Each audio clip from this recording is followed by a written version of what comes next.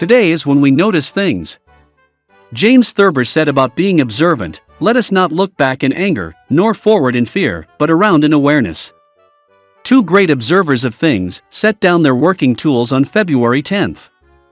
Wilhelm Röntgen in 1923, and Joseph Lister in 1912. Röntgen noticed that some film was fogged when it had been kept in the dark, and he was curious as to what had happened.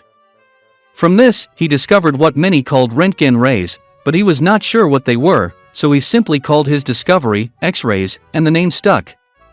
Lister did not invent Listerine, but it is an outgrowth of his work. He was a bit of a neat freak, and he was heavily influenced by Louis Pasteur's germ theory. Lister was a medical doctor who was looking for ways to keep germs out of wounds.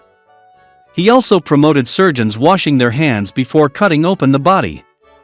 When Richard Feynman was a young man, he played a game with his sister Joan. They called it Notice Something. The two would be walking somewhere when one would say, "Notice something." They would stop, and the other would have to look around, notice something interesting, and then tell the other about it. Once, I was standing in the grocery behind an elder statesman in the town. The old man wrote a check and the young cashier asked to see his ID. She looked at it, and I noticed a strange grimace sweep across her face. After he left, she looked at the young sacker and said, "That's so weird, that old guy who was just here.